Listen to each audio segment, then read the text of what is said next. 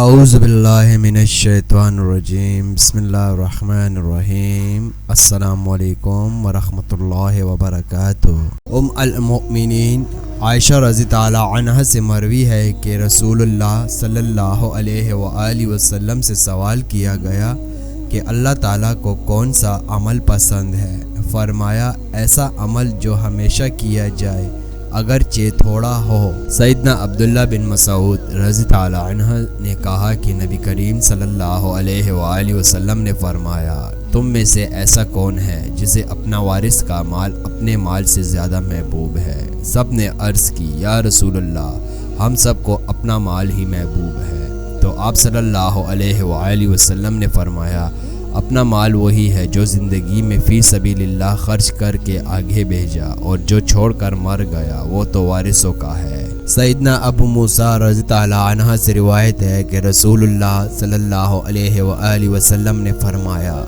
میری مثال اور اس کی مثال جو اللہ نے میرے پاس بھیجا ہے اس شخص کی طرح ہے جس نے کسی قوم سے آ کر کہا کہ میں نے اپنی دونوں آنکھوں سے دیکھا کہ ایک لشکر دشمن آتا ہے، اور میں تمہیں صاف صاف ڈراتا ہوں کہ اس سے بچو۔ ایک گروہ نے اس کی بات کو مانا اور رات ہی رات وہاں سے چل دیا تو وہ بچ گیا، اور دوسرے گروہ نے اس کا کہنا نہ مانا۔ صبح کو وہ لشکر آ پہنچا اور اس نے انہیں مار ڈالا۔ سیدنا ابن عباس رضی تعالیٰ عنہ سے روایت ہے کہ نبی صلی اللہ علیہ وآلہ وسلم نے فرمایا، اور دیگر روایات قدیسہ سے یہ بھی فرمایا اللہ نے نیکیاں اور برائیاں لکھ دی ہیں اور ظاہر کر دیا کہ یہ نیکی ہے اور یہ برائی ہے، پس جس نے نیکی کا مؤخذ ارادہ کیا اور ابھی عمل نہیں کیا تو اللہ تعالیٰ اس کے نامہ عمل میں پوری نیکیاں لکھے گا، اور جس نے نیکی کا ارادہ کر کے بھی عمل کر لیا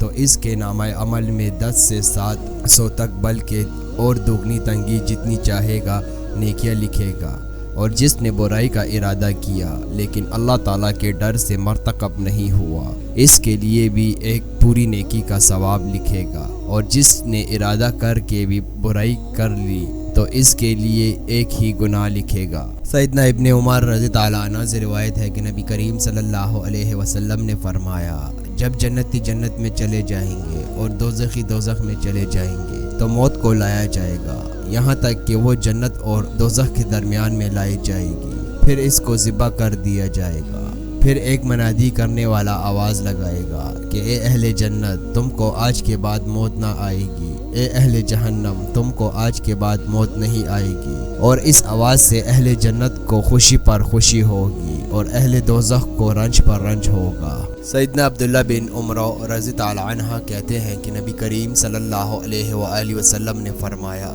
میرا حوض کوثر طول و عرض میں مہینے کی مسافت کا ہے، پانی اس کا دودھ سے زیادہ سفید اور مشک سے زیادہ خوشبودار ہے، اور اخجورے پینے کے برتن جیسے جام پیالے وغیرہ اس کے ایسے ہیں جیسے آسمان کے ستارے، جس نے اس میں سے ایک دفعہ پی لیا وہ پھر کبھی پیاسا نہ ہوگا۔ سیدنا عبداللہ بن عمر رضی تعالیٰ عنہ سے روایت ہے کہ ایک شخص نے رسول اللہ صلی اللہ علیہ وآلہ وسلم سے پوچھا کہ اسلام کا کون سا کام بہتر ہے؟ تو آپ صلی اللہ علیہ وآلہ وسلم نے فرمایا محتاجوں کو کھانا کھلانا، اور جس کو تو جانتا پہچانتا ہو اور جس کو نہ جانتا پہچانتا ہو، غیر سب مسلمانوں کو سلام کرنا۔ ابو ہریرہ رضی تعالیٰ عنہ کہتے ہیں کہ رسول اللہ صلی اللہ علیہ وآلہ وسلم نے فرمایا جو چیز میں نے تمہیں نہ بتائی ہو اسے یوں ہی رہنے دو، اس لیے کہ تم سے پہلے کی امتیں زیادہ سوال اور اپنے انبیاء کے اختلاف کی وجہ سے ہلاک ہوئیں،